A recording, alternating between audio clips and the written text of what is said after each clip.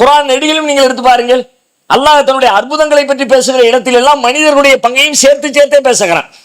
குர்ஆன் ஒரு இடத்திலே கேட்கிறது, அஃபராய்தும் மா தும்னூன் அன்தும் தஹ்லுகூனஹு அம் நஹ்னுல் காலிகூன்.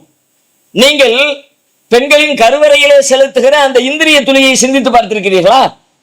அஃபராய்தும் மா தும்னூன், நீங்கள் செலுத்திய அந்த விந்து துளியை நீங்கள் சிந்தித்தீர்களா? அன்தும் தஹ்லுகூனஹு அம் நஹ்னுல் காலிகூன், அதை நீங்கள் படைத்தீர்களா அல்லது நாம் படைக்கிறோமா?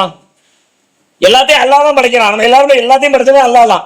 உலகத்தில் இருக்கிற எல்லா பொருட்களையும், எல்லா மனிதர்களையும், எல்லா ஜீவராசிகளையும், எல்லா பொருட்களையும் படைச்சவன் ரப்புல் ஆலமீன். அதுல யாருக்கும் எந்த சந்தேகமுமே இல்லை.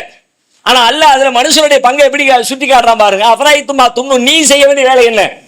நீ உன்னுடைய வேலையை செய்தாயா? நீ செஞ்சதுக்கு பிறகு அதுக்கு பிறகு அதை உள்ள ப்ரொடக்ஷன் பண்ணி தயார் பண்ணி உள்ளுக்குள்ளே செய்ய வேண்டிய வேலையெல்லாம் செஞ்சு அதை பிள்ளையா வெளியில கொண்டு வர வேண்டிய வேலையே வேலை.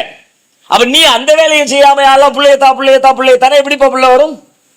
அஃபராய்தும் மா தஹ்ருஸூன், நீங்கள் செய்கிற விவசாயத்தை நீங்கள் சிந்தித்தீர்களா? அன்தும் தஸ்ரஊனஹு அம் நஹ்னு ஸாரிஊன், நீங்கள் அதை முளைக்க செய்தீர்களா அல்லது நாம் முளைக்க செய்தோமா என்று அல்லாஹ் கேட்கிறான். இது யாரு செஞ்சா? விவசாயம் செஞ்சீங்களா? அந்த விவசாயத்தை சிந்திச்சு பாருங்க. ஆனா இந்த விவசாயத்தை உங்களுக்கு கொடுத்தது யார்? அந்த பழங்களை கொடுத்தது யார்? அந்த செடியை வளர்த்தது யாரு? அந்த காய்களை பூக்களை உற்பத்தி பண்ணது யாரு? அதை கனியாக மாற்றியது யாரு? அதை நீ பயன்படுத்த தகுந்த வகையில உனக்கு மாற்றி கொடுத்தது யார்? அல்லாஹ் தான் கொடுத்தான். இதையெல்லாம் பின்னாடி கேட்கிறான். நீ அதை முளைப்பிக்க செய்தாயா அல்லது நாம் முளைப்பிக்க செய்தோமா என்ற கேள்விக்கு முன்னாடி அஃபராய்தும் மா தஹ்ருஸூன், நீங்கள் செய்த விவசாயத்தை சிந்தித்தீர்களா? அப்ப நீ விவசாயம் செஞ்சன்னா அல்லாஹ் பின்னாடி அறுவடையை தருவான்.